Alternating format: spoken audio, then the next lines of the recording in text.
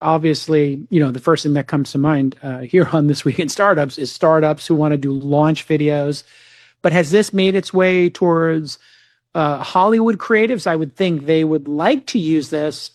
If you were a writer on a television show like The Walking Dead or, any of these hit shows, Better Call Saul, it kind of would be cool to do a little cinematography yourself and, do the dialogue and actually be able to use those actors' voices in the creative process. So the line between a writer and a storyboard artist, a set designer and a director and a cinematographer, I would assume those lines are blurring, yeah? Oh, yes. The great thing about this is that it is raising the ceiling and it's also raising the floor, both of them. So you have Hollywood studios, they are using it.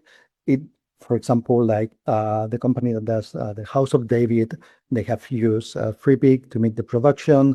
It's used by all the big studios in Hollywood nowadays, and it's used more and more. The growth there is exponential, right? Many, many users in Hollywood, but also many, many marketing departments. So that's the other side of the equation, is you get used by companies that are 200, 300 people doing a film, but also by small studios that have 3, 4 people making an ad or making a short film. Okay, it's used in both sides, and they are both getting great value out of it.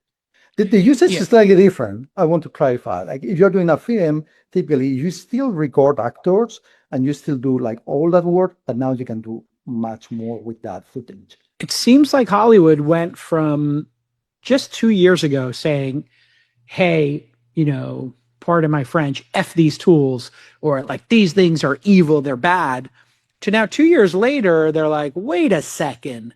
And I was literally at this Breakthrough Prize this weekend. It's the Oscars of science. And I was talking to Gal Gadot. She is very famous for playing Wonder Woman and a bunch of other things. And I asked her, hey, what's your take on all this AI stuff? She says, it's incredible.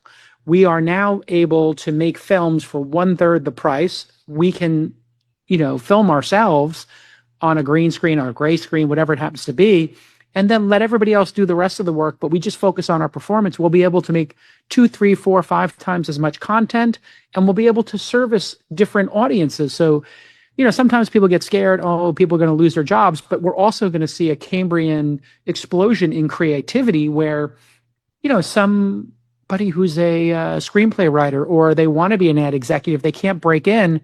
So they just start making spec work. Spec work's got a little bit of people are like, oh, I don't want to do spec work. But people who write spec scripts all the time. You could make a spec storyboard here, bring it to somebody, and you're just proving your idea out bit by bit a little bit more. Yeah, and it's just so exciting. Yeah, exactly. You can take like some sacrifices and put still what looks like a great story, and it's going to be like a great story for people to see. Or you can go full on a bigger production. Like I talked to some Hollywood directors, and what they told me is that they had a project that it will have never been green lighted because of the cost to make the project. But now, as they managed to reduce the cost, they managed to get that film and employ 600 people doing the film, while otherwise there would not have been enough budget to do it. So it's actually creating more jobs.